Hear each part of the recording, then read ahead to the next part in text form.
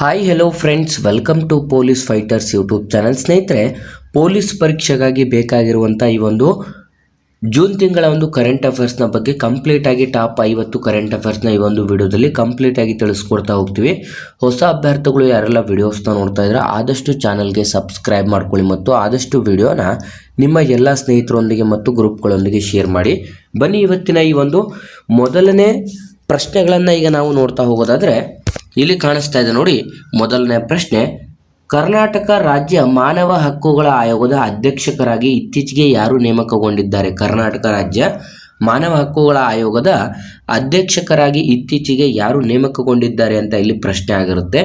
ಸರಿಯಾದಂಥ ಉತ್ತರ option A, ನ್ಯಾಯಮೂರ್ತಿ PN ದೇಸಾಯಿ. ಆಪ್ಷನ್ ಎ, ನ್ಯಾಯಮೂರ್ತಿ PN ದೇಸಾಯಿ ಸರಿಯಾದಂಥ ಉತ್ತರ ಕೂಡ ಆಗಿರುತ್ತದೆ. ನೆಕ್ಸ್ಟ್, ಎರಡನೇ ಪ್ರಶ್ನೆ, ದೇಶದಲ್ಲಿ ಪ್ರಥಮ ಸ್ಥಾನ ಪಡೆದಂಥ ಗ್ರಾಮ ಪಂಚಾಯಿತಿ ಯಾವುದು? ಸ್ನೇಹಿತರೆ, ಇದು ಕೂಡ ತುಂಬ ಇಂಪಾರ್ಟೆಂಟ್ ಆಗಿರುತ್ತೆ. ನಾವಿಲ್ಲಿ ಸ್ಟಾರ್ ಹಾಕಿರುವಂಥದ್ದು ತುಂಬ ಇಂಪಾರ್ಟೆಂಟ್ ಆಗಿರುತ್ತೆ.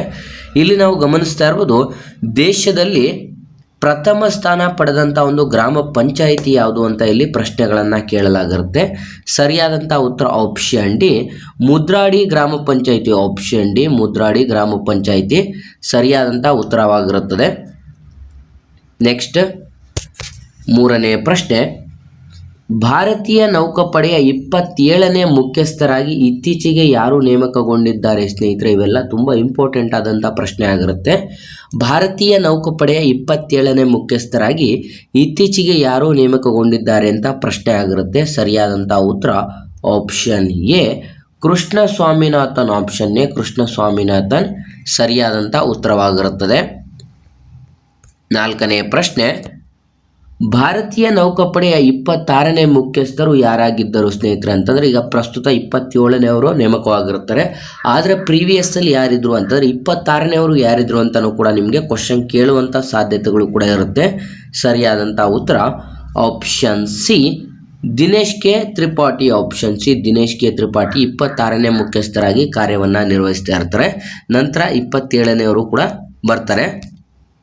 ಐದನೇ ಪ್ರಶ್ನೆ, ಸೇನಾಪಡೆಗಳ ಮುಖ್ಯಸ್ಥರಾಗಿ ಇತ್ತೀಚೆಗೆ ಯಾರು ನೇಮಕವಾಗಿದ್ದಾರೆ ಅಂತಾರೆ? ಸೇನಾಪಡೆಗಳ ಮುಖ್ಯಸ್ಥರಾಗಿ ಇತ್ತೀಚೆಗೆ ಯಾರು ನೇಮಕವಾಗಿದ್ದಾರೆ ಅಂತ ಇಲ್ಲಿ ಪ್ರಶ್ನೆ ಆಗಿರುತ್ತೆ. ಸರಿಯಾದಂಥ ಉತ್ತರ option B, NS Raja Subramani. Option B, NS Raja Subramani ಸರಿಯಾದಂಥ ಉತ್ತರ ಕೂಡ ಆಗಿರುತ್ತದೆ. ನೆಕ್ಸ್ಟ್, ಆರನೇ ಪ್ರಶ್ನೆ, 2026ನೇ ಸಾಲಿನ ಅಂತಾರಾಷ್ಟ್ರೀಯ ಬೂಕರ್ ಪ್ರಶಸ್ತಿ ಪಡೆದ ಕೃತಿ ಯಾವುದು? ಸ್ನೇಹಿತರೆ, ಇದು ಕೂಡ ತುಂಬ ಇಂಪಾರ್ಟೆಂಟ್ ಆದಂಥ ಪ್ರಶ್ನೆ ಆಗಿರುತ್ತೆ. 2026ನೇ ಸಾಲಿನ ಅಂತಾರಾಷ್ಟ್ರೀಯ ಬೂಕರ್ ಪ್ರಶಸ್ತಿಯನ್ನು ಪಡೆದಂಥ ಒಂದು ಕೃತಿ ಯಾವುದು ಅಂತ ಇಲ್ಲಿ ಪ್ರಶ್ನೆ ಆಗಿರುತ್ತೆ. ಸರಿಯಾದಂಥ ಉತ್ತರ option A, Taiwan travelogue. Option A, Taiwan travelogue ಸರಿಯಾದಂಥ ಉತ್ತರ ಕೂಡ ಆಗಿರುತ್ತದೆ. ನೆಕ್ಸ್ಟ್, ಏಳನೇ ಪ್ರಶ್ನೆ, ಭಾರತ ದೇಶದಲ್ಲಿ ಏಕರೂಪ ನಾಗರಿಕತೆ ಸಂಹಿತೆಯನ್ನು ಜಾರಿಗೊಳಿಸಲು ಸದ್ದಾದಂಥ 3ನೇ ರಾಜ್ಯ ಅಂತಾರೆ. ಏಕರೂಪ ನಾಗರಿಕ ಸಂಹಿತೆಯ ಒಂದು ಜಾರಿಗೆ ತರಲು ಸಜ್ಜಾಗಿರುವಂಥ ಒಂದು 3ನೇ ರಾಜ್ಯ ಯಾವುದು ಅಂತ ಇಲ್ಲಿ ಪ್ರಶ್ನೆಗಳನ್ನು ಕೇಳಲಾಗಿರುತ್ತೆ. ಸ್ನೇಹಿತರೆ, ಸರಿಯಾದಂಥ ಉತ್ತರ ಆಪ್ಷನ್ ಸಿ, ಅಸ್ಸಾಂ ಆಗಿರುತ್ತದೆ. ಸ್ನೇಹಿತರೆ, ಈ ಒಂದು ಭಾರತದಲ್ಲಿ ಏಕರೂಪ ನಾಗರಿಕ ಸಂಹಿತೆಯನ್ನು ಜಾರಿಗೊಳಿಸಲು ಸಜ್ಜಾಗಿರುವಂಥ 3ನೇ ರಾಜ್ಯ ಆಪ್ಷನ್ ಸಿ, ಅಸ್ಸಾಂ ಸರಿಯಾಗಿರುತ್ತೆ. ಪ್ರಥಮ ರಾಜ್ಯ ಯಾವುದು ಅಂತ ಕೇಳಿದ್ರೆ ಉತ್ತರಾಖಂಡ ಆಗಿರುತ್ತೆ. ಎರಡನೇ ರಾಜ್ಯ ಯಾವುದು ಅಂತ ಕೇಳಿದ್ರೆ ಗುಜರಾತ್ ಆಗಿರುತ್ತೆ. 3ನೇ ರಾಜ್ಯ ಅಸ್ಸಾಂ. ಇದಕ್ಕೆ ಸರಿಯಾದಂಥ ಉತ್ತರ ಕೂಡ ಆಗಿರುತ್ತೆ. ಸ್ನೇಹಿತರೆ, ಇವೆಲ್ಲವೂ ಕೂಡ ತುಂಬ ಇಂಪಾರ್ಟೆಂಟ್ ಆದಂಥ ಪ್ರಶ್ನೆಗಳಾಗಿರುತ್ತೆ. ನಾವು ಒಂದು KA ನಡೆಸುವಂಥ ಒಂದು ಎಕ್ಸಾಮ್ಸ್ನ ಪ್ಯಾಟ್ರನ್ ನೋಡ್ತಾ ಹೋಗೋದಾದರೆ ಪ್ರೀವಿಯಸ್ ಎಕ್ಸಾಮ್ಸ್ಗಳಲ್ಲಿ ಪ್ರತಿಯೊಂದು ಎಕ್ಸಾಮ್ಸ್ಗಳಲ್ಲಿ KA ನಡೆಸಿರುವಂಥ ಒಂದು ಎಕ್ಸಾಮ್ಸ್ಗಳನ್ನು ನಾವು ಮನದಲ್ಲಿಟ್ಕೊಂಡು ನೋಡೋದಾದರೆ ಅತಿ ಹೆಚ್ಚಿನದಾಗಿ ಕರೆಂಟ್ ಅಫೇರ್ಸ್, ಮೆಂಟಲ್ ಎಬಿಲಿಟಿ ಮತ್ತು ಸೈನ್ಸ್ಗೆ ಸಂಬಂಧಪಟ್ಟಂಥ ಪ್ರಶ್ನೆಗಳ ಬಗ್ಗೆ ಹೆಚ್ಚಿನ ಒಂದು ಕ್ವಶನ್ಸ್ಗಳನ್ನು ಕೇಳ್ತಾರೆ. ಅದರಲ್ಲೂ ಕೂಡ ಸೈನ್ಸಲ್ಲಿ ನೀವು ಮೊದಲಿಗೆ ನೋಡ್ತಿದ್ರಲ್ಲ, ಆ ರೀತಿಯಾದಂಥ ಈಸಿಯಾದಂಥ ಕ್ವಶನ್ಸ್ ಯಾವುದು ಬರೋದಿಲ್ಲ. ತುಂಬ ಡಿಫಿಕಲ್ಟಾಗಿ ತೆಗಿತಾ ಹೋಗ್ತಾ ಇದ್ದಾನೆ. ಪ್ಲ್ಯಾಂಟ್ ಕಿಂಗ್ಡಮ್, ಅನಿಮಲ್ ಕಿಂಗ್ಡಮ್ ಮತ್ತು ಇನ್ನೂ ಡೀಪ್ ಆಗಿರುವಂಥ ಸೈನ್ಸ್ ಕ್ವಶನ್ಸ್ಗಳನ್ನು ಕೇಳ್ತಾ ಹೋಗ್ತಾ ಇದ್ದಾರೆ. ಹಾಗಾಗಿ ಆದಷ್ಟು ಈ ಎಲ್ಲದರ ಬಗ್ಗೆನೂ ಕೂಡ ನಾವು ವೀಡಿಯೋಸ್ಗಳನ್ನು ಹಾಕ್ತಾ ಇದ್ದೀವಿ. ಅದ್ರ ಬಗ್ಗೆನೂ ಕೂಡ ಕಾನ್ಸಂಟ್ರೇಟ್ ಮಾಡಿ ನಮ್ಮ ಚಾನಲಲ್ಲಿ ವಿಡಿಯೋ ಕೂಡ ಅವೈಲೇಬಲ್ ಇದೆ, ನೋಡ್ತಾ ಹೋಗಿ. ನೆಕ್ಸ್ಟ್, ಎಂಟನೇ ಪ್ರಶ್ನೆಗಳನ್ನು ನೋಡಿದ್ರೆ ಪ್ರಧಾನಿ ನರೇಂದ್ರ ಮೋದಿ ಅವರಿಗೆ ಅಗ್ರಿಕೋಲ್ ಪದಕ ಪ್ರದಾನ ಮಾಡಿದಂಥ ದೇಶ ಯಾವುದು ಸ್ನೇಹಿತರೆ? ಇದು ಕೂಡ ತುಂಬ ಇಂಪಾರ್ಟೆಂಟ್ ಆದಂಥ ಪ್ರಶ್ನೆ ಆಗಿರುತ್ತೆ. ನಮ್ಮ ಪ್ರಧಾನಿ ನರೇಂದ್ರ ಮೋದಿ ಅವರಿಗೆ ಈ ಕೆಳಗಿನ ಯಾವ ಒಂದು ದೇಶ ಅಗ್ರಿಕೋಲ್ ಎಂಬಂಥ ಈ ಒಂದು ಪದಕವನ್ನು ಪ್ರದಾನ ಮಾಡಿದೆ ಅಂತ ಇಲ್ಲಿ ಪ್ರಶ್ನೆಗಳನ್ನು ಕೇಳಲಾಗಿರುತ್ತೆ. ಸರಿಯಾದಂಥ ಉತ್ತರ ಆಪ್ಷನ್ ಬಿ, ಇಟಲಿ ದೇಶ ಪ್ರದಾನ ಮಾಡಿರುತ್ತೆ. ಆಪ್ಷನ್ ಬಿ ಸರಿಯಾದಂಥ ಉತ್ತರವಾಗಿರುತ್ತದೆ. ನೆಕ್ಸ್ಟ್ 9ನೇ ಪ್ರಶ್ನೆ, ಉಲ್ಲಾಸ ಯೋಜನೆಯ ಅಡಿ ದೇಶದ ಸಂಪೂರ್ಣ ಸಾಕ್ಷರತಾ ಸಾಧಿಸಿದಂಥ 5ನೇ ರಾಜ್ಯ ಯಾವುದು ಸ್ನೇಹಿತರೆ? ಉಲ್ಲಾಸ ಯೋಜನೆ ಎಂಬಂಥ ಈ ಒಂದು ಯೋಜನೆ ಅಡಿಯಲ್ಲಿ ದೇಶದ ಸಂಪೂರ್ಣ ಸಾಕ್ಷರತಾ ಸಾಧಿಸಿದಂಥ 5ನೇ ರಾಜ್ಯ ಯಾವುದು ಅಂತ ಕೇಳಿರ್ತಾರೆ. ಇದು ಕೂಡ ತುಂಬ ಇಂಪಾರ್ಟೆಂಟ್ ಆದಂಥ ಪ್ರಶ್ನೆ ಆಗಿರುತ್ತೆ. ಈಗ ಆಲ್ರೆಡಿ ಪ್ರೀವಿಯಸ್ ಎಕ್ಸಾಮ್ಸ್ಗಳಲ್ಲೂ ಕೂಡ ಈ ಒಂದು ಪ್ರಶ್ನೆಗಳು ಕೂಡ ಬಂದಿರುವಂಥ ಹೆಚ್ಚಿನ ಸಾಧ್ಯತೆಗಳು ಇರುತ್ತೆ. ಅಂತಂದರೆ ಫಸ್ಟ್ ಯಾವುದಾಗಿರುತ್ತೆ, ಸೆಕೆಂಡ್ ಯಾವುದಾಗಿರುತ್ತೆ, ಈ ರೀತಿ ಕೇಳಿರ್ತಾರೆ. ಆದರೆ ಇಲ್ಲಿ ಪ್ರಸ್ತುತ 5ನೇ ರಾಜ್ಯವಾಗಿ ಬದಲಾಗಿರುವಂಥ ಒಂದು ರಾಜ್ಯ ಯಾವುದು ಅಂತಲೂ ಕೂಡ ಇಲ್ಲಿ ಪ್ರಶ್ನೆ ಕೇಳಲಾಗಿರುತ್ತೆ. ಸರಿಯಾದಂಥ ಉತ್ತರ ಆಪ್ಷನ್ ಇ ಸಿಕ್ಕಿಂ ಆಗಿರುತ್ತೆ ಸ್ನೇಹಿತರೆ. ಆಪ್ಷನ್ ಇ ಸಿಕ್ಕಿಂ ಆಗಿ ಇದಕ್ಕೆ ಸರಿಯಾದಂಥ ಉತ್ತರವಾಗಿರುತ್ತೆ. ಮೊದಲನೇ ರಾಜ್ಯ ಯಾವುದು ಅಂತ ಕೇಳಿದರೆ ಇಲ್ಲಿ ನೀವು ನೋಡ್ಬೋದು, ಮೊದಲನೇ ರಾಜ್ಯ ಮಿಜೋರಾಂ ಆಗಿರುತ್ತೆ, 2ನೇ ರಾಜ್ಯ ಗೋವಾ ಆಗಿರುತ್ತದೆ, 3ನೇ ರಾಜ್ಯ ತ್ರಿಪುರ, 4ನೇ ರಾಜ್ಯ ಹಿಮಾಚಲ ಪ್ರದೇಶ, ಅದೇ 5ನೇ ರಾಜ್ಯ ಅಂತ ಕೇಳಿರ್ತಾರೆ ಪ್ರಸ್ತುತ. ಹಾಗಾಗಿ ಸಿಕ್ಕಿಂ ಸರಿಯಾದಂಥ ಉತ್ತರ ಕೂಡ ಆಗಿರುತ್ತದೆ.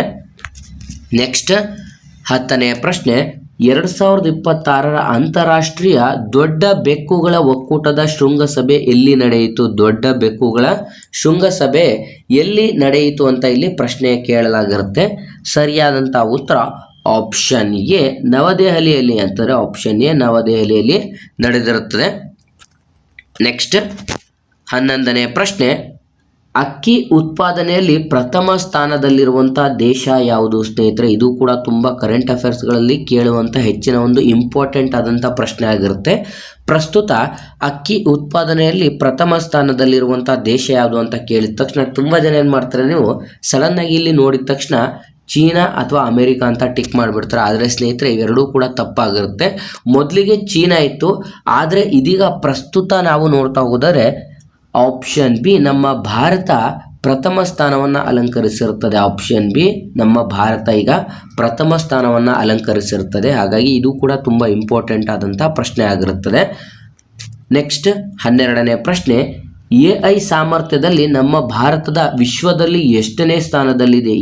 AI ಅಂತಂದರೆ ಏನು ಅಂತ ನಾವು ನೋಡಿದ್ರೆ ಆರ್ಟಿಫಿಷಿಯಲ್ ಇಂಟೆಲಿಜೆನ್ಸಲ್ಲಿ ನಮ್ಮ ಭಾರತ ಎಷ್ಟನೇ ಒಂದು ಸ್ಥಾನವನ್ನು ಪಡೆದುಕೊಂಡಿದೆ ಅಂತ ಇಲ್ಲಿ ಪ್ರಶ್ನೆಗಳನ್ನು ಕೇಳಲಾಗಿರುತ್ತೆ. ಸ್ನೇಹಿತರೆ 12ನೇ ಪ್ರಶ್ನೆಗೆ ಸರಿಯಾದಂಥ ಉತ್ತರ ಆಪ್ಷನ್ ಡಿ 4ನೇ ಸ್ಥಾನ ಸ್ನೇಹಿತರೆ. ಆಪ್ಷನ್ ಡಿ 4ನೇ ಸ್ಥಾನದಲ್ಲಿದೆ. ಅಂತಂದರೆ ಆರ್ಟಿಫಿಷಿಯಲ್ ಇಂಟೆಲಿಜೆನ್ಸಲ್ಲಿ ನಮ್ಮ ಭಾರತದ ಸ್ಥಾನವನ್ನು ನಾವು ಇಡೀ ವರ್ಲ್ಡಲ್ಲೇ ನೋಡ್ತಾ ಹೋದರೆ 4ನೇ ಸ್ಥಾನವನ್ನು ಪಡೆದುಕೊಂಡಿರುತ್ತದೆ. ನೆಕ್ಸ್ಟ್ 13ನೇ ಪ್ರಶ್ನೆ, AI ಸಾಮರ್ಥ್ಯದಲ್ಲಿ ವಿಶ್ವದಲ್ಲಿ ಪ್ರಥಮ ಸ್ಥಾನದಲ್ಲಿರುವಂಥ ರಾಷ್ಟ್ರ ಯಾವುದು ಸ್ನೇಹಿತರೆ? ಇದು ಕೂಡ ತುಂಬ ಇಂಪಾರ್ಟೆಂಟ್ ಆಗಿರುತ್ತೆ. ನಮ್ಮ ಭಾರತ ಎಷ್ಟನೇ ಸ್ಥಾನದಲ್ಲಿದೆ ಅಂತಂದರೆ 4ನೇ ಸ್ಥಾನದಲ್ಲಿರುತ್ತೆ AI. ಅದೇ AI ಪ್ರಥಮ ಸ್ಥಾನವನ್ನು ಅಲಂಕರಿಸಿರುವಂಥ ಒಂದು ದೇಶ ಯಾವುದು ಅಂತ ನಾವು ನೋಡ್ತಾ ಹೋದರೆ ಸರಿಯಾದಂಥ ಉತ್ತರ ಆಪ್ಷನ್ ಎ ಅಮೆರಿಕ ಸರಿಯಾದಂಥ ಉತ್ತರವಾಗಿರುತ್ತದೆ. ಹಾಗಾಗಿ 4ನೇ ಸ್ಥಾನ ನಮ್ಮ ಭಾರತವನ್ನು ಅಲಂಕರಿಸಿರುತ್ತದೆ. ನೆಕ್ಸ್ಟ್ 14ನೇ ಪ್ರಶ್ನೆ, PM ರಾಹತ್ ಯೋಜನೆ ಯಾರಿಗೆ ಸಂಬಂಧಪಟ್ಟಿದೆ ಸ್ನೇಹಿತರೆ? ಇದು ಕೂಡ ತುಂಬ ಇಂಪಾರ್ಟೆಂಟ್ ಆಗಿರುತ್ತೆ. ಈಗ ಬರ್ತಿರುವಂಥ ಕೆಲವೊಂದು ಯೋಜನೆಗಳು ಯಾರಿಗೆ ಸಂಬಂಧಪಟ್ಟಿರುತ್ತೆ ಅಂತಲೂ ಕೂಡ ತುಂಬ ಪ್ರಶ್ನೆಗಳು ಬರ್ತಾ ಇರುತ್ತೆ. ಹಾಗಾಗಿ ಅದರ ಬಗ್ಗೆನೂ ಕಾನ್ಸಂಟ್ರೇಟ್ ಮಾಡಬೇಕಾಗತ್ತೆ. ಇದಕ್ಕೆ PM ರಾಹತ್ ಯೋಜನೆ ಯಾರಿಗೆ ಸಂಬಂಧಪಟ್ಟಿದೆ ಅಂತಂದರೆ ಸರಿಯಾದಂಥ ಉತ್ತರ ರಸ್ತೆಯಲ್ಲಿ ಅಪಘಾತ ಹೊಂದಿದವರಿಗೆ. ಆಪ್ಷನ್ ಎ ರಸ್ತೆಯಲ್ಲಿ ಅಪಘಾತ ಹೊಂದಿದವರಿಗೆ ಈ ಒಂದು PM ರಾಹತ್ ಯೋಜನೆ ಪಡುತ್ತದೆ. 15ನೇ ಪ್ರಶ್ನೆ, ಸುಪ್ರೀಂ ಕೋರ್ಟಿನ ಪ್ರಸ್ತುತ ನ್ಯಾಯಾಧೀಶರ ಸಂಖ್ಯೆ ಎಷ್ಟು ಸ್ನೇಹಿತರೆ? ಇದು ಕೂಡ ತುಂಬ ಇಂಪಾರ್ಟೆಂಟ್ ಆಗಿರುತ್ತೆ. ಯಾಕೆ ಅಂತಂದರೆ ಪ್ರಸ್ತುತ ನಮ್ಮ ಸುಪ್ರೀಂ ಕೋರ್ಟಿನ ಒಂದು ನ್ಯಾಯಾಧೀಶರ ಸಂಖ್ಯೆಯನ್ನು ಹೆಚ್ಚಿಸಿರ್ತಾರೆ. ಇದು ಕೂಡ ಕರೆಂಟ್ ಅಫೇರ್ಸ್ಗೆ ಬರುವಂಥ ಸಾಧ್ಯತೆಗಳಿರುತ್ತೆ. ನೀವು ಇಂಡಿಯನ್ ಕಾನ್ಸ್ಟಿಟ್ಯೂಷನ್ ಓದುವಂಥ ಸಂದರ್ಭದಲ್ಲಿ ಈ ಒಂದು ಪ್ರಸ್ತುತ ಕರೆಂಟ್ ಅಫೇರ್ಸಲ್ಲಿ ಏನೇನು ಚೇಂಜಸ್ ಆಗಿರ್ತವೆ ಅದನ್ನು ಕೂಡ ಆ್ಯಡ್ ಮಾಡಿಕೊಂಡು ಓದ್ಕೊತ ಹೋಗಬೇಕಾಗುತ್ತೆ. ಯಾಕೆ ಅಂತಂದರೆ ನೀವು ಕೆಲವೊಬ್ರು ಏನು ಮಾಡ್ತೀರಾ, ನಾನು ಯಾವುದೇ ಒಂದು ಕರೆಂಟ್ ಅಫೇರ್ಸ್ ಓದಲ್ಲ, ನಾನು ಯಾವುದೇ ಒಂದು ಮೆಂಟಲ್ ಎಬಿಲಿಟಿ ಆಗಲಿ ಅಥವಾ ಸೈನ್ಸ್ನ ಬಗ್ಗೆ ಕ್ವಶನ್ಸ್ ಓದಲ್ಲ ಅನ್ನುವಂಥ ಅಭ್ಯರ್ಥಿಗಳಿಗೆ ಈಗ ಪ್ರಸ್ತುತ ಏನೆಲ್ಲ ಒಂದು ಚೇಂಜಸ್ ಮಾಡಿರ್ತಾರೆ ಇವೆಲ್ಲವೂ ಕೂಡ ಚೇಂಜ್ ಆಗ್ತಾ ಹೋಗ್ತಾ ಇರುತ್ತೆ. ನೀವೇನು ಮಾಡ್ತೀರಾ, ಹಳೆಯದೇ ಆನ್ಸರ್ ಹಾಕಿರ್ತಾರೆ, ಆದರೆ ಅದು ತಪ್ಪಾಗಿರುತ್ತೆ. ಹಾಗಾಗಿ ಇದು ತುಂಬ ಇಂಪಾರ್ಟೆಂಟ್ ಆಗಿರುತ್ತೆ. ಈ ಒಂದು ಸುಪ್ರೀಂ ಕೋರ್ಟಿನ ಪ್ರಸ್ತುತ ನ್ಯಾಯಾಧೀಶರ ಸಂಖ್ಯೆ ಎಷ್ಟು ಅಂತ ನೋಡೋದಾದ್ರೆ ಆಪ್ಷನ್ ಡಿ 38 ಆಗಿರುತ್ತೆ. Option D 38 ಸರಿಯಾಗಿರುತ್ತೆ. 37 + 1 ಆಗಿರುತ್ತೆ ಅಂತಂದರೆ 37 + 1 ಸರಿಯಾದಂಥ ಉತ್ತರವಾಗಿರುತ್ತೆ. ಅದೇ ಮೊದಲಿಗೆ ಎಷ್ಟಿತ್ತು ಅಂತ ನಾವು ನೋಡೋದಾದ್ರೆ 33 + 1 ಅಂತಂದರೆ ಟೋಟಲ್ 34 ಆಗಿರುತ್ತೆ. ಟೋಟಲ್ 34 ಸರಿಯಾದಂಥ ಉತ್ತರ ಆಗಿರುತ್ತೆ. ಆದರೆ ಪ್ರಸ್ತುತ ನೋಡೋದಾದ್ರೆ 37 + 1 38 ಸರಿಯಾದಂಥ ಉತ್ತರ ಕೂಡ ಆಗಿರುತ್ತದೆ. ನೆಕ್ಸ್ಟ್, ಮೊದಲು ಸುಪ್ರೀಂ ಕೋರ್ಟಿನ ನ್ಯಾಯಾಧೀಶರ ಸಂಖ್ಯೆ ಎಷ್ಟಿತ್ತು, ನಾನು ಪ್ರೀವಿಯಸ್ಸಲ್ಲೇ ನಿಮಗೆ ತಿಳಿಸಿದೆ. ಮೊದಲಿಗೆ ಎಷ್ಟಿತ್ತು, ಪ್ರಸ್ತುತ ಎಷ್ಟಿದೆ ಅಂತಲೂ ಕೂಡ 2 ಪ್ರಶ್ನೆ ಕೇಳುವಂಥ ಸಾಧ್ಯತೆಗಳು ಕೂಡ ಇರುತ್ತದೆ. ಹಾಗಾಗಿ 16ನೇ ಪ್ರಶ್ನೆಗೆ ಸರಿಯಾದಂಥ ಉತ್ತರ ಆಪ್ಷನ್ ಎ 33 + 1 ಅಂತಂದರೆ 34 ಮೊದಲಿಗೆ ಇದ್ದಂಥ ಒಂದು ಸುಪ್ರೀಂ ಕೋರ್ಟಿನ ನ್ಯಾಯಾಧೀಶರ ಸಂಖ್ಯೆ ಆಗಿದ್ರೆ, ಈಗ ಪ್ರಸ್ತುತ ನೋಡೋದಾದ್ರೆ 37 + 1 38 ಸರಿಯಾದಂಥ ಉತ್ತರ ಕೂಡ ಆಗಿರುತ್ತದೆ. ನೆಕ್ಸ್ಟ್ 17ನೇ ಪ್ರಶ್ನೆ, ಭ್ರಷ್ಟಾಚಾರದಲ್ಲಿ ನಮ್ಮ ಕರ್ನಾಟಕ ಎಷ್ಟನೇ ಸ್ಥಾನದಲ್ಲಿದೆ ಸ್ನೇಹಿತರೆ? ಭ್ರಷ್ಟಾಚಾರದಲ್ಲಿ ನಮ್ಮ ಕರ್ನಾಟಕ ಎಷ್ಟನೇ ಸ್ಥಾನವನ್ನು ಪಡೆದುಕೊಂಡಿದೆ ಅಂತಲೂ ಕೂಡ ನೋಡ್ಬೋದು. ಪ್ರಸ್ತುತ ನಾವು ಪ್ರತಿಯೊಂದು ಯಾವುದೇ ಒಂದು ಆಫೀಸ್ಗಳಾಗಲಿ ಅಥವಾ ಸರ್ಕಾರಿ ಒಂದು ಸಂಸ್ಥೆಗಳಲ್ಲಿ ಆಫೀಸ್ಗಳಲ್ಲಿ ನೋಡ್ತಾ ಹೋದರೆ ಭ್ರಷ್ಟಾಚಾರ ತುಂಬ ಜಾಸ್ತಿ ಆಗ್ತಾ ಹೋಗ್ತಾ ಇದೆ.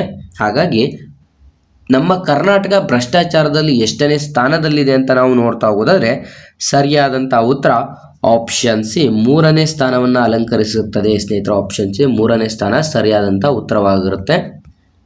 ನೆಕ್ಸ್ಟ್ 18ನೇ ಪ್ರಶ್ನೆ, ಭ್ರಷ್ಟಾಚಾರದಲ್ಲಿ ದೇಶದಲ್ಲಿ ಪ್ರಥಮ ಸ್ಥಾನವನ್ನು ಅಲಂಕರಿಸಿರುವಂಥ ರಾಜ್ಯ ಯಾವುದು? ಪ್ರಥಮ ಸ್ಥಾನದಲ್ಲಿರುವಂಥ ರಾಜ್ಯ ಯಾವುದು ಅಂತ ಇಲ್ಲಿ ನಾವು ನೋಡ್ತಾ ಹೋಗೋದಾದ್ರೆ ಸರಿಯಾದಂಥ ಉತ್ತರ ಆಪ್ಷನ್ ಎ ಮಹಾರಾಷ್ಟ್ರ ಸ್ನೇಹಿತರ. ಮಹಾರಾಷ್ಟ್ರ ಪ್ರಥಮ ಸ್ಥಾನದಲ್ಲಿದ್ದರೆ ನಮ್ಮ ಕರ್ನಾಟಕ ಎಷ್ಟನೇ ಸ್ಥಾನದಲ್ಲಿದೆ ಅಂತ ನಾನು ಆಲ್ರೆಡಿ ತಿಳಿಸಿದ್ದೀನಿ. ನೆಕ್ಸ್ಟ್ 19ನೇ ಪ್ರಶ್ನೆ, ಅಕ್ರಮ ಆಸ್ತಿ ಗಳಿಕೆಯಲ್ಲಿ ಮೊದಲ ಸ್ಥಾನದಲ್ಲಿರುವಂಥ ರಾಜ್ಯ ಯಾವುದು ಸ್ನೇಹಿತರೆ? ಇಲ್ಲಿ ನೀವು ಗಮನಿಸ್ತಾ ಇರ್ಬೋದು, ಪ್ರಸ್ತುತ ಈ ಒಂದು ಅಕ್ರಮ ಆಸ್ತಿಗಳನ್ನು ಗಳಿಸುವಂಥ ಒಂದು ರಾಜ್ಯಗಳಲ್ಲಿ ಪ್ರಥಮ ಸ್ಥಾನವನ್ನು ಅಲಂಕರಿಸಿರುವಂಥ ರಾಜ್ಯ ಯಾವುದು ಅಂತ ಇಲ್ಲಿ ಪ್ರಶ್ನೆ ಕೇಳಲಾಗಿರುತ್ತೆ. ಸರಿಯಾದಂಥ ಉತ್ತರ ಆಪ್ಷನ್ ಸಿ ನಮ್ಮ ಕರ್ನಾಟಕ ಈ ಒಂದು ಅಕ್ರಮ ಆಸ್ತಿ ಗಳಿಕೆಯಲ್ಲಿ ಪ್ರಥಮ ಸ್ಥಾನವನ್ನು ಅಲಂಕರಿಸಿರುವಂಥ ರಾಜ್ಯ ಆಗಿರುತ್ತದೆ. ನೆಕ್ಸ್ಟ್ 20ನೇ ಪ್ರಶ್ನೆ, ಆತ್ಮಹತ್ಯೆ ಪ್ರಕರಣದಲ್ಲಿ ದೇಶದಲ್ಲೇ ಮೊದಲ ಸ್ಥಾನದಲ್ಲಿ ಇರುವಂತಹ ನಗರ ಯಾವುದು? ಆತ್ಮಹತ್ಯೆ ಮಾಡಿಕೊಳ್ಳುತ್ತಿರುವಂಥದ್ರಲ್ಲಿ ಪ್ರಥಮ ಸ್ಥಾನವನ್ನು ಅಲಂಕರಿಸಿರುವಂಥ ರಾಜ್ಯ ಯಾವುದು ಅಂತ ಪ್ರಶ್ನೆ ಆಗಿರುತ್ತೆ. ಸರಿಯಾದಂಥ ಉತ್ತರ ಆಪ್ಷನ್ ಎ ದೆಹಲಿ ಇದಕ್ಕೆ ಸರಿಯಾದಂಥ ಉತ್ತರವಾಗಿರುತ್ತದೆ. ನೆಕ್ಸ್ಟ್ 21ನೇ ಪ್ರಶ್ನೆ, ಭಾರತದ 18ನೇ ರೈಲ್ವೆ ವಲಯ ಯಾವ ರಾಜ್ಯದಲ್ಲಿ ಕಾರ್ಯಾರಂಭಗೊಂಡಿದೆ ಸ್ನೇಹಿತರೆ? ಇದು ಕೂಡ ತುಂಬ ಇಂಪಾರ್ಟೆಂಟ್ ಆಗಿರುತ್ತದೆ. ಯಾಕೆ ಅಂತಂದರೆ ಈಗ ಪ್ರಸ್ತುತ ನಾವು ನೋಡೋದಾದರೆ ನಮ್ಮ ಭಾರತದಲ್ಲಿ ರೈಲ್ವೆ ಅನ್ನೋಂಥದ್ದು ಒಂದು ತುಂಬ ಬಹುದೊಡ್ಡ ಒಂದು ಸಾರಿಗೆ ಕೂಡ ಆಗಿರುತ್ತದೆ. ಹಾಗಾಗಿ ಈ ಒಂದು ಸಾರಿಗೆಗೆ ಸಂಬಂಧಪಟ್ಟಂತೆ ತುಂಬ ಪ್ರಶ್ನೆಗಳು ಬರ್ತಾ ಇರುತ್ತೆ. ಈ ಒಂದು 18ನೇ ವಲಯ ಯಾವುದು ಅಂತಲೂ ಕೂಡ ಇಲ್ಲಿ ಪ್ರಶ್ನೆಗಳನ್ನು ಕೇಳಲಾಗಿರುತ್ತೆ. ಹಾಗಾಗಿ ಸರಿಯಾದಂಥ ಉತ್ತರ ಆಪ್ಷನ್ ಎ ಆಂಧ್ರ ಪ್ರದೇಶ ಸರಿಯಾದಂಥ ಉತ್ತರವಾಗಿರುತ್ತದೆ. ರೈಲ್ವೆ ವಲಯಗಳು ಎಷ್ಟಿದೆ, ಆ ಒಂದು ರೈಲ್ವೆ ವಲಯಗಳು ಯಾವ ಯಾವ ಕಡೆ ಬರುತ್ತೆ, ಎಲ್ಲಿ ಬರುತ್ತೆ, ಇದ್ರ ಬಗ್ಗೆ ಅದರ ಒಂದು ಹೆಡ್ ಕ್ವಾರ್ಟರ್ಸ್ ಯಾವುದು ಅಂತಲೂ ಕೂಡ ಪ್ರತಿಯೊಂದು ತಿಳ್ಕೊಬೇಕಾಗುತ್ತೆ. ಯಾಕೆ ಅಂತಂದರೆ ಪ್ರೀವಿಯಸ್ ಎಕ್ಸಾಮ್ಸ್ಗಳಲ್ಲಿ ಯಾವ ರೈಲ್ವೆ ವಲಯ ಎಲ್ಲಿ ಬರ್ತದೆ, ಅಥವಾ ನಿಮ್ಗೆ ಏನು ಮಾಡ್ತಾರೆ ಅಂತಂದರೆ KA ಬರುವಂಥ ಪ್ರತಿಯೊಂದು ಎಕ್ಸಾಮ್ಸ್ನ ಒಂದು ಕ್ವಶನ್ ಪೇಪರ್ಗಳನ್ನು ನೀವು ನೋಡ್ತಾ ಹೋದಾದರೆ ಈ ಕಡೆ A ಮತ್ತು B ಅಂತ ಕೊಟ್ಟಿರ್ತಾನೆ ಅಂತಂದರೆ ಮ್ಯಾಥ್ ದ ಫಾಲೋಯಿಂಗಲ್ಲಿ A ಸೈಡಲ್ಲಿ ನಿಮಗೆ ಆ ಒಂದು ರೈಲ್ವೆ ವಲಯಗಳು ಯಾವುದು ಅಂತ ಕೊಟ್ಟಿರ್ತಾರೆ. ಅದೇ B ಸೈಡಲ್ಲಿ ರೈಲ್ವೆ ವಲಯಗಳ ಹೆಡ್ ಕ್ವಾರ್ಟರ್ಸ್ ಕೊಟ್ಬಿಟ್ಟು ನೆಕ್ಸ್ಟ್ ಕೆಳಗಡೆ ಏನಂತ ಕೊಟ್ಟಿರ್ತಾನೆ ಅಂತಂದರೆ ಆಪ್ಷನ್ಸ್ಗಳನ್ನು ನೀಡುತ್ತಾನೆ ABCD ಅಂತ. ಇದರಲ್ಲಿ ಯಾವುದು ಸರಿಯಾಗಿ ಮ್ಯಾಚ್ ಆಗ್ತಾ ಇದೆ ಅಂತ ಕ್ವಶನ್ ಕೇಳುವಂಥ ಸಾಧ್ಯತೆಗಳು ಕೂಡ ಇರುತ್ತದೆ. ಮೊದಲಿಗೆ KSP ನಡೆಸುವಂಥ ಒಂದು ಎಕ್ಸಾಮ್ಸ್ಗಳಲ್ಲಿ ನಿಮಗೆ ಡೈರೆಕ್ಟ್ ಕ್ವಶನ್ಸ್ಗಳು ಜಾಸ್ತಿ ಬರ್ತಾಯಿದ್ವು. ಹಾಗಾಗಿ ಈಗ ಪ್ರಸ್ತುತ ನಡೆಸ್ತಿರುವಂಥ KA ನಾವು ಗಮನಿಸೋದರ ಪ್ರೀವಿಯಸ್ ಎಕ್ಸಾಮ್ಸ್ಗಳಲ್ಲೂ ಕೂಡ ಇದೇ ರೀತಿಯಾದಂಥ ಮ್ಯಾಥ್ ದ ಫಾಲೋಯಿಂಗು ಮತ್ತು ಹೇಳಿಕೆಗಳು ಜಾಸ್ತಿ ಕೊಡ್ತಾ ಇರ್ತಾರೆ. ಹಾಗಾಗಿ ಅದ್ರ ಬಗ್ಗೆನೂ ಕೂಡ ನೀವು ಕಾನ್ಸಂಟ್ರೇಟ್ ಮಾಡಬೇಕಾಗತ್ತೆ. ನೆಕ್ಸ್ಟ್ 22ನೇ ಪ್ರಶ್ನೆ, ಆಂಧ್ರ ಪ್ರದೇಶದ ರಾಜಧಾನಿ ಯಾವುದು ಸ್ನೇಹಿತರೆ? ಆಂಧ್ರ ಪ್ರದೇಶದ ರಾಜಧಾನಿ ಯಾವುದು ಅಂತ ಇಲ್ಲಿ ಪ್ರಶ್ನೆ ಆಗಿರುತ್ತೆ. ಸರಿಯಾದಂಥ ಉತ್ತರ ಆಪ್ಷನ್ ಎ ಅಮರಾವತಿ ಸರಿಯಾದಂಥ ಉತ್ತರವಾಗಿರುತ್ತೆ. ಯಾಕೆ ಈ ಒಂದು ಪ್ರಶ್ನೆಗಳು ಬರ್ತಾ ಇರುತ್ತೆ ಅಂತಂದರೆ, ಕೆಲವೊಂದೊಂದು ಸಲ ನಿಮಗೆ ಈ ಕೆಳಕಂಡ ಸ್ಟೇಟಿನ ಒಂದು ಯಾವುದು ರಾಜಧಾನಿ ಅಂತಲೂ ಕೂಡ ಕೇಳ್ತಾ ಇರ್ತಾರೆ. ಹಾಗಾಗಿ ಅದ್ರ ಬಗ್ಗೆನೂ ಕೂಡ ನೀವು ನೋಡ್ಕೋಬೇಕಾಗುತ್ತೆ. 23ನೇ ಪ್ರಶ್ನೆ, ಭಾರತ ದೇಶದ ಮೊದಲ ಸೈಬರ್ ಸಹಾಯವಾಣಿ ಕಾಲ್ ಸೆಂಟರನ್ನು ಯಾವ ರಾಜ್ಯ ಸರ್ಕಾರ ಪ್ರಾರಂಭಿಸಿದೆ ಸ್ನೇಹಿತರೆ? ಇದು ಕೂಡ ತುಂಬ ಇಂಪಾರ್ಟೆಂಟ್ ಆಗಿರುತ್ತೆ. ಈ ಕೆಳಗಿನ ಯಾವ ಒಂದು ಭಾರತ ದೇಶದ ಯಾವ ರಾಜ್ಯದಲ್ಲಿ ಮೊದಲ ಸೈಬರ್ ಸಹಾಯವಾಣಿ ಕಾಲ್ ಸೆಂಟರನ್ನು ಪ್ರಾರಂಭಿಸಲಾಗಿದೆ ಅಂತ ಇಲ್ಲಿ ಪ್ರಶ್ನೆ ಆಗಿರುತ್ತೆ. ಸರಿಯಾದಂಥ ಉತ್ತರ option B Bihar. Option B Bihar ಸರಿಯಾದಂಥ ಉತ್ತರವಾಗಿರುತ್ತದೆ. ನೆಕ್ಸ್ಟ್ 24ನೇ ಪ್ರಶ್ನೆ, ಬ್ರಿಕ್ಸ್ ಸದಸ್ಯ ರಾಷ್ಟ್ರಗಳ ವಿಪತ್ತು ಅಪಾಯ ತಗ್ಗಿಸುವಂಥ ಕುರಿತು 2ನೇ ತಾಂತ್ರಿಕ ಸಭೆ ಎಲ್ಲಿ ನಡೆಯಿತು ಸ್ನೇಹಿತರೆ? ಬ್ರಿಕ್ಸ್ ಸದಸ್ಯ ರಾಷ್ಟ್ರಗಳ ವಿಪತ್ತು ಅಪಾಯ ತಗ್ಗಿಸುವಂಥ ಒಂದು ಕುರಿತು 2ನೇ ತಾಂತ್ರಿಕ ಸಭೆ ಈ ಕೆಳಕಂಡ ಯಾವ ಒಂದು ಪ್ಲೇಸ್ನಲ್ಲಿ ನಡೆಯಿತು ಅಂತ ಪ್ರಶ್ನೆ ಕೂಡ ಆಗಿರುತ್ತೆ. ಸರಿಯಾದಂಥ ಉತ್ತರ ಆಪ್ಷನ್ ಎ ಒಡಿಸ್ಸಾದ ಪುರಿಯಲ್ಲಿ ನಡೆಯುತ್ತದೆ. ಆಪ್ಷನ್ ಎ ಒಡಿಸ್ಸಾದ ಪುರಿಯಲ್ಲಿ ನಡೆದಿರುತ್ತದೆ. ನೆಕ್ಸ್ಟ್ 25ನೇ ಪ್ರಶ್ನೆ, ಯಾವ ರಾಜ್ಯದ ರೈತರ ಆದಾಯ ಹೆಚ್ಚಿಸಲು ಮಿಷನ್ ಪೈನಾಪಲ್ ಯೋಜನೆಯು ಚಾಲನೆ ನೀಡಲಾಗಿದೆ ಸ್ನೇಹಿತರೆ? ಈ ಕೆಳಕಂಡ ಯಾವ ರಾಜ್ಯದಲ್ಲಿ ರೈತರ ಒಂದು ಆದಾಯವನ್ನು ಹೆಚ್ಚಿಸಲು ಮಿಷನ್ ಪೈನಾಪಲ್ ಯೋಜನೆಗೆ ಚಾಲನೆ ನೀಡಲಾಗಿದೆ ಅಂತ ಇಲ್ಲಿ ಪ್ರಶ್ನೆಯನ್ನು ಕೇಳಲಾಗಿರುತ್ತೆ. ಸರಿಯಾದಂಥ ಉತ್ತರ option B Tripura. Option B Tripura ಸರಿಯಾದಂಥ ಉತ್ತರ ಕೂಡ ಆಗಿರುತ್ತದೆ. ನೆಕ್ಸ್ಟ್ 26ನೇ ಪ್ರಶ್ನೆ, ಪ್ರಾಜೆಕ್ಟ್ 0 ಯೋಜನೆ ಯಾವ ರಾಜ್ಯ ಜಾರಿಗೆ ತಂದಿದೆ ಸ್ನೇಹಿತರೆ? ಕೆಲವೊಂದೊಂದು ಪ್ರಾಜೆಕ್ಟ್ಗಳು ಮತ್ತು ಯೋಜನೆಗಳು ಕೂಡ ಜಾರಿಗೆ ಬಂದಿರುತ್ತೆ. ಆ ಒಂದು ಯೋಜನೆಗಳು ಯಾವ ರಾಜ್ಯ ಜಾರಿಗೆ ತಂದಿರುತ್ತೆ ಅಂತ ನೀವು ಕಂಪ್ಲೀಟಾಗಿ ತಿಳ್ಕೊಂಡಿರಬೇಕಾಗುತ್ತೆ. ಹಾಗಾಗಿ ಸರಿಯಾದಂಥ ಉತ್ತರ option C Kerala. Option C Kerala ಸರಿಯಾದಂಥ ಉತ್ತರವಾಗಿರುತ್ತೆ. ನೆಕ್ಸ್ಟ್ 27ನೇ ಪ್ರಶ್ನೆ, ವಿದೇಶಿ ಬಂಡವಾಳ ಹೂಡಿಕೆಯಲ್ಲಿ ದೇಶದಲ್ಲಿ ಪ್ರಥಮ ಸ್ಥಾನದಲ್ಲಿರುವಂಥ ರಾಜ್ಯ ಯಾವುದು? ವಿದೇಶಿ ಬಂಡವಾಳ ಹೂಡಿಕೆಯಲ್ಲಿ ದೇಶದಲ್ಲಿ ಪ್ರಥಮ ಸ್ಥಾನದಲ್ಲಿರುವಂಥ ರಾಜ್ಯ ಯಾವುದು ಅಂತ ನಾವು ನೋಡ್ತಾ ಹೋಗೋದಾದ್ರೆ ಸರಿಯಾದಂಥ ಉತ್ತರ ಆಪ್ಷನ್ ಎ ಮಹಾರಾಷ್ಟ್ರ ಸರಿಯಾದಂಥ ಉತ್ತರವಾಗಿರುತ್ತೆ. ಇಲ್ಲೇನಾದರೂ ನಮ್ಮ ಕರ್ನಾಟಕ ಇದೆಯಲ್ವಾ, ತುಂಬ ಜನ ವಿದ್ಯಾರ್ಥಿಗಳು ಕರ್ನಾಟಕ ಅಂತ ಟಿಕ್ ಮಾಡುವಂಥ ಸಾಧ್ಯತೆಗಳು ಕೂಡ ಇರುತ್ತೆ. ಒಂದ್ಸಲ ಕಂಪ್ಲೀಟಾಗಿ ನೋಡ್ಕೊಳ್ಳಿ. ನೆಕ್ಸ್ಟ್ 28ನೇ ಪ್ರಶ್ನೆ, ದೇಶದ 100ನೇ ರಾಮ್ಸರ್ ತಾಣವಾಗಿ ಆಯ್ಕೆಯಾಗಿರುವಂಥ ಪಕ್ಷಿಧಾಮ ಯಾವುದು ಅಂತ ಇಲ್ಲಿ ಪ್ರಶ್ನೆ ಕೇಳಲಾಗಿರುತ್ತೆ. ಸರಿಯಾದಂಥ ಉತ್ತರ ಆಪ್ಷನ್ ಎ ಜಯಪ್ರಕಾಶ್ ನಾರಾಯಣ ಪಕ್ಷಿಧಾಮ. ಇದು ಉತ್ತರ ಪ್ರದೇಶದಲ್ಲಿ ನಾವು ಕಾಣಬಹುದಾಗಿರುತ್ತದೆ. ನೆಕ್ಸ್ಟ್ 29ನೇ ಪ್ರಶ್ನೆ, ಈ ಒಂದು ಜಯಪ್ರಕಾಶ್ ನಾರಾಯಣ ಪಕ್ಷಿಧಾಮ ಎಲ್ಲಿ ಕಂಡು ಬರುತ್ತೆ ಸ್ನೇಹಿತರೆ? ನಾನು ಪ್ರೀವಿಯಸ್ ಕ್ವಶನಲ್ಲಿ ತಿಳಿಸಿದೆ ನಿಮಗೆ. 100ನೇ ರಾಮ್ಸಾರ್ ತಾಣವಾಗಿ ಆಯ್ಕೆಯಾಗಿರುವಂಥ ಈ ಒಂದು ಜಯಪ್ರಕಾಶ್ ನಾರಾಯಣ ಪಕ್ಷಿಧಾಮ ಎಲ್ಲಿ ಕಂಡು ಬರುತ್ತೆ ಅಂತ ಇಲ್ಲಿ ಪ್ರಶ್ನೆಯನ್ನು ಕೇಳಲಾಗಿರುತ್ತೆ.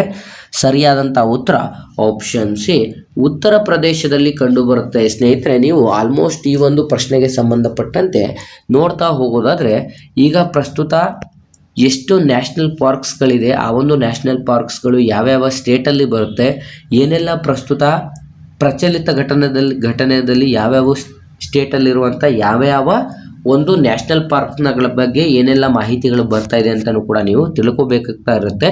ಯಾಕೆ ಅಂತಂದರೆ, ನೀವು ಕಾಂಪಿಟೇಟಿವ್ ಎಕ್ಸಾಮ್ಸ್ನ ಪ್ರಿಪೇರ್ ಆಗ್ತಿರುವಂಥ ಹಿನ್ನೆಲೆಯಲ್ಲಿ ನೀವು ಕಂಪ್ಲೀಟಾಗಿ ನಾನು ಬರೀ ಹಿಸ್ಟ್ರಿ ಓದ್ತೀನಿ, ಬರೀ ನಾನು ಜಿಯೋಗ್ರಫಿ ಓದ್ತೀನಿ, ಇಂಡಿಯನ್ ಕಾನ್ಸ್ಟಿಟ್ಯೂಷನ್ ಓದ್ತೀನಿ ಅನ್ನೋವಂಥವ್ರಿಗೆ ಯಾವುದೇ ಕಾರಣಕ್ಕೂ ಜಾಬ್ ಆಗೋಲ್ಲ. ಯಾಕೆ ಅಂತಂದರೆ, ನೀವು ಇದರ ಜೊತೆಯಲ್ಲಿ current affairs, mental ability, science and technology ಇದ್ರ ಬಗ್ಗೆನೂ ಕೂಡ ತುಂಬ ಫೋಕಸ್ ಮಾಡ್ತಾ ಹೋದರೆ ಮಾತ್ರ ನಿಮಗೆ ಪ್ರತಿಯೊಂದು ಕ್ಷೇತ್ರದಲ್ಲಿ ನೀವು ಸಕ್ಸಸ್ ಆಗಿ ಕೊನೆಯದಾಗಿ ನಿಮಗೆ ಜಾಬ್ ಸಿಗೋಕ್ಕೂ ಕೂಡ ತುಂಬ ಹೆಲ್ಪ್ ಆಗುತ್ತೆ. ಇಲ್ಲ ಅಂತಂದರೆ ನೀವು ಕರೆಂಟ್ ಅಫೇರ್ಸ್ ಆಗಲಿ, ಮೆಂಟಲ್ ಎಬಿಲಿಟಿ ಆಗಲಿ ಅಥವಾ ಸೈನ್ಸಲ್ಲಿ ನೀವು ನೆಗ್ಲೆಕ್ಟ್ ಮಾಡ್ತಾ ಹೋದರೆ ಕಂಪ್ಲೀಟಾಗಿ ನೀವು ಜಾಬಿಂದ ದೂರನೇ ಉಳಿಯುವಂಥ ಸಾಧ್ಯತೆಗಳಿರುತ್ತೆ. ಯಾಕೆ ಅಂತಂದರೆ ಕಾಂಪಿಟೇಷನ್ ಅಷ್ಟೊಂದು ಜಾಸ್ತಿ ಇದೆ. ಪ್ರತಿಯೊಬ್ಬರು ಕೂಡ ಜಾಬ್ ನನಗೆ ಬೇಕು ಅಂತ ತುಂಬ ಜನ ವಿದ್ಯಾರ್ಥಿಗಳು ಸ್ಟಡಿ ಮಾಡ್ತಾ ಇದ್ದಾರೆ. ಹಾಗಾಗಿ ಅವರಲ್ಲಿ ನಾವು ಕೂಡ ಒಬ್ಬರಾಗಬೇಕು ಅಂತಂದರೆ ಕಂಪ್ಲೀಟಾಗಿ ನೀವು ಎಲ್ಲದರ ಬಗ್ಗೆನೂ ಕೂಡ ತಿಳ್ಕೊಂಡಿರ್ಬೇಕಾಗುತ್ತೆ. ನೀವು ಯಾವ ರೀತಿ ಇರಬೇಕು ಅಂತಂದರೆ ಒಂಥರ ಮಿನಿ ಗೂಗಲ್ ಇದ್ದಂಗೆ ಇರಬೇಕಾಗಿರುತ್ತೆ. ಈಗಿನ ಒಂದು ಕಾಲಕ್ಕೆ ಸಂಬಂಧಪಟ್ಟಂತೆ ಕಂಪ್ಲೀಟಾಗಿ ನೀವು ಎಲ್ಲವನ್ನೂ ಕೂಡ ತಿಳ್ಕೊಂಡಿರ್ಬೇಕಾಗತ್ತೆ. ನೆಕ್ಸ್ಟ್ ಆದಷ್ಟು ಕಂಪ್ಲೀಟ್ ಆದಂಥ ಒಂದು ಸಿಲೆಬಸ್ಗಳನ್ನು ಓದ್ತಾ ಹೋಗಿ. ಏನೇ ಒಂದು ಡೌಟ್ಸ್ ಇದ್ದರೆ ಕಮೆಂಟ್ ಬಾಕ್ಸಲ್ಲಿ ಕಮೆಂಟ್ ಮಾಡಿ.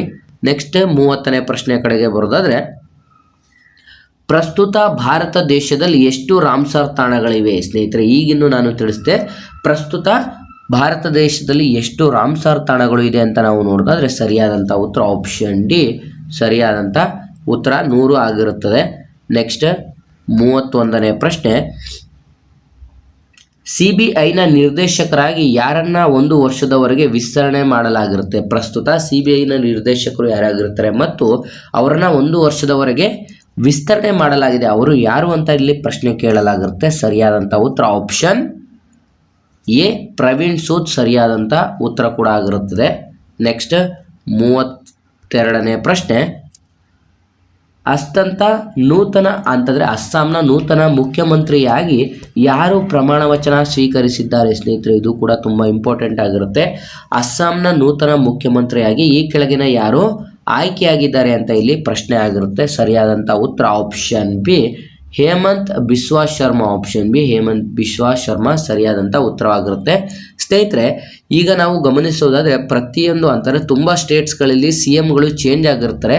ಆ ಒಂದು CMಗಳು ಯಾವ ಸ್ಟೇಟಿಗೆ ಯಾರಾಗಿರ್ತಾರೆ ಮತ್ತು ಕೆಲವೊಂದೊಂದು ಸ್ಟೇಟ್ಗಳಲ್ಲಿ ರಾಜ್ಯಪಾಲರು ಕೂಡ ಚೇಂಜ್ ಆಗಿರ್ತಾರೆ. ಆ ರಾಜ್ಯಪಾಲರು ಯಾರು ಅಂತಲೂ ಕೂಡ ಕಂಪ್ಲೀಟಾಗಿ ನೀವು ಓದ್ಕೋಬೇಕಾಗುತ್ತೆ ಒಂದ್ಸಲ. ನೆಕ್ಸ್ಟ್ 33ನೇ ಪ್ರಶ್ನೆ, ಅಸ್ಸಾಮಿನ ಪ್ರಸ್ತುತ ರಾಜ್ಯಪಾಲರು ಯಾರು ಸ್ನೇಹಿತರೆ? ನಿಮಗೆ ಆಗ್ಲೇ ತಿಳಿಸ್ತೆ ಅಸ್ಸಾಮಿನ ಪ್ರಸ್ತುತ ರಾಜ್ಯಪಾಲರು ಯಾರು ಅಂತ ಇಲ್ಲಿ ಪ್ರಶ್ನೆ ಬಂದಿರುತ್ತೆ. ಅಂತಂದರೆ ಪ್ರಸ್ತುತ CMಗಳು ಯಾರಾಗಿರ್ತಾರೆ ಅಥವಾ ರಾಜ್ಯಪಾಲರು ಚೇಂಜ್ ಆಗಿದ್ರೆ ರಾಜ್ಯಪಾಲರು ಯಾರಾಗಿರ್ತಾರೆ ಇದ್ರ ಬಗ್ಗೆನೂ ಕೂಡ ನೀವು ಕಾನ್ಸಂಟ್ರೇಟ್ ಮಾಡ್ತಾ ಹೋಗ್ಬೇಕಾಗುತ್ತೆ.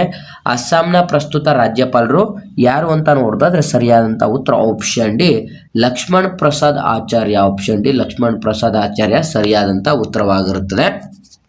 ನೆಕ್ಸ್ಟ್ 34ನೇ ಪ್ರಶ್ನೆ, ಪುದುಚೇರಿಯಲ್ಲಿ ಮುಖ್ಯಮಂತ್ರಿಯಾಗಿ ಇತ್ತೀಚೆಗೆ ಯಾರು ಪ್ರಮಾಣ ವಚನ ಸ್ವೀಕರಿಸಿದ್ದಾರೆ ಸ್ನೇಹಿತರೆ? ಪುದುಚೇರಿಯಲ್ಲಿ ಇತ್ತೀಚೆಗೆ ಮುಖ್ಯಮಂತ್ರಿಯಾಗಿ ಯಾರು ಪ್ರಮಾಣ ವಚನ ಸ್ವೀಕರಿಸಿದ್ದಾರೆ ಅಂತ ಇಲ್ಲಿ ಪ್ರಶ್ನೆ ಕೇಳಲಾಗಿರುತ್ತೆ. ಸರಿಯಾದಂಥ ಉತ್ತರ ಆಪ್ಷನ್ ಸಿ ರಂಗಸ್ವಾಮಿ ಅವರು. ಆಪ್ಷನ್ ಸಿ ರಂಗಸ್ವಾಮಿ ಸರಿಯಾದಂಥ ಉತ್ತರವಾಗಿರುತ್ತೆ. ನೆಕ್ಸ್ಟ್ 35ನೇ ಪ್ರಶ್ನೆ, ಕ್ವಾಂಟಮ್ ಕಾರ್ಯಪಡೆಯ ಅಧ್ಯಕ್ಷಕರಾಗಿ ಇತ್ತೀಚೆಗೆ ಯಾರು ನೇಮಕಗೊಂಡಿದ್ದಾರೆ? ಕ್ವಾಂಟಮ್ ಕಾರ್ಯಪಡೆಯ ಅಧ್ಯಕ್ಷಕರಾಗಿ ಇತ್ತೀಚೆಗೆ ಯಾರು ನೇಮಕಗೊಂಡಿದ್ದಾರೆ ಅಂತ ಇಲ್ಲಿ ಪ್ರಶ್ನೆ ಕೇಳಲಾಗಿರುತ್ತೆ. ಸರಿಯಾದಂಥ ಉತ್ತರ option A professor Aridam Ghosh. Option A professor Aridam Ghosh ಸರಿಯಾದಂಥ ಉತ್ತರವಾಗಿರುತ್ತದೆ. ನೆಕ್ಸ್ಟ್ 36ನೇ ಪ್ರಶ್ನೆ, ನೀತಿ ಆಯೋಗದ ಉಪಾಧ್ಯಕ್ಷಕರಾಗಿ ಪದಗ್ರಹಣ ಮಾಡಿದವರು ಯಾರು ಸ್ನೇಹಿತರೆ? ನೀತಿ ಆಯೋಗದ ಉಪಾಧ್ಯಕ್ಷಕರಾಗಿ ಪದಗ್ರಹಣ ಮಾಡಿದವರು ಯಾರು ಅಂತ ಪ್ರಶ್ನೆ ಆಗಿರುತ್ತೆ. ಸರಿಯಾದಂಥ ಉತ್ತರ option B Ashok Kumar Lahari. Option B Ashok Kumar Lahari ಸರಿಯಾದಂಥ ಉತ್ತರವಾಗಿರುತ್ತೆ.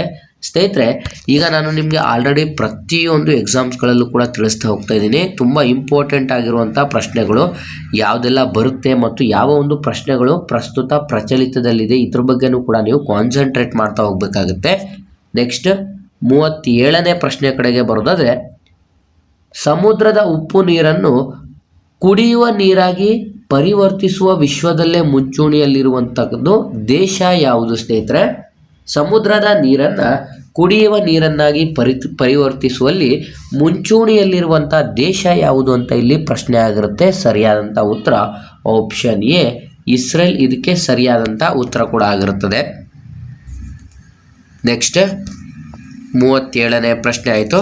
38ನೇ ಪ್ರಶ್ನೆ, ವಿಶ್ವ ಪತ್ರಿಕಾ ಸ್ವಾತಂತ್ರ್ಯ ದಿನ ಎಂದು ಯಾವಾಗ ಆಚರಿಸಲಾಗುತ್ತೆ ಸ್ನೇಹಿತರೆ? ಇದು ಕೂಡ ತುಂಬ ಇಂಪಾರ್ಟೆಂಟ್ ಆಗಿರುತ್ತೆ. ಯಾಕೆ ಅಂತಂದರೆ ಯಾವ ದಿನದಂದು ಯಾವ ದಿನಾಚರಣೆ ಅಥವಾ ಯಾವ ಒಂದು ಕಾರ್ಯವನ್ನು ನಾವು ಆಚರಿಸ್ತೀವಿ ಅನ್ನೋವಂಥದ್ದು ಕೂಡ ತುಂಬ ಇಂಪಾರ್ಟೆಂಟ್ ಆಗಿ ಪ್ರತಿಯೊಂದು ಎಕ್ಸಾಮ್ಸ್ಗಳಲ್ಲಿ 1ರಿಂದ 2 ಪ್ರಶ್ನೆಗಳು ಬರುವಂಥ ಹೆಚ್ಚಿನ ಸಾಧ್ಯತೆಗಳು ಕೂಡ ಇರುತ್ತದೆ. ಹಾಗಾಗಿ ವಿಶ್ವ ಪತ್ರಿಕಾ ಸ್ವಾತಂತ್ರ್ಯ ದಿನ ಯಾವಾಗ ಆಚರಿಸ್ತೀವಿ ಅಂತಂದರೆ ಮೇ 3ರಂದು ವಿಶ್ವ ಪತ್ರಿಕಾ ಸ್ವಾತಂತ್ರ್ಯ ದಿನ ಆಚರಿಸಲಾಗುತ್ತದೆ.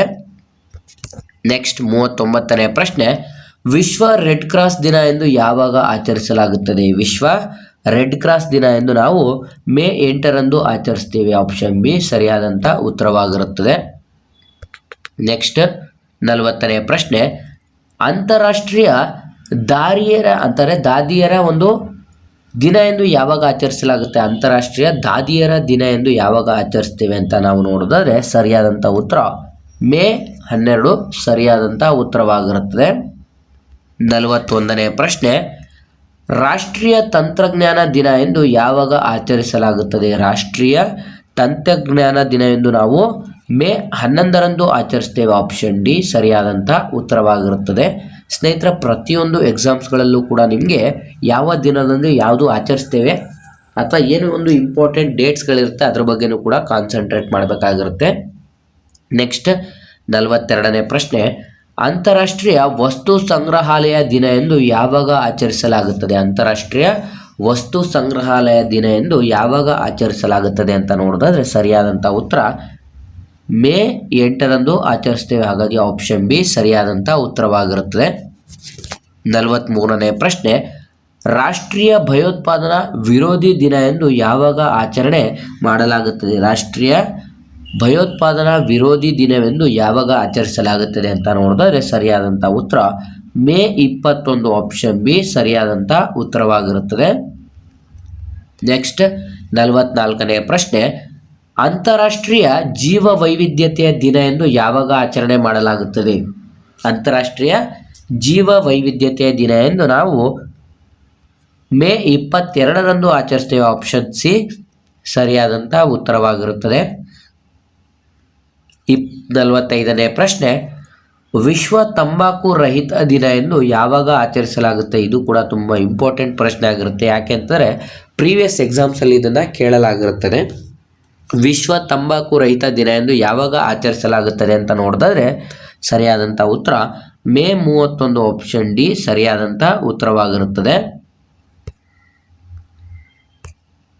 ನೆಕ್ಸ್ಟ್ 46ನೇ ಪ್ರಶ್ನೆ, ವಿಶ್ವ ಆನೆ ದಿನ ಎಂದು ಯಾವಾಗ ಆಚರಣೆ ಮಾಡಲಾಗುತ್ತೆ? ಸ್ನೇಹಿತರೆ, ಇದು ಕೂಡ ಪ್ರೀವಿಯಸ್ ಎಕ್ಸಾಮ್ಸಲ್ಲಿ ಕೆಎಯಿಂದ ಬಂದಂಥ ಎಕ್ಸಾಮ್ಸಲ್ಲಿ ಬಂದಿರುವಂಥ ಪ್ರಶ್ನೆ ಆಗಿರುತ್ತೆ.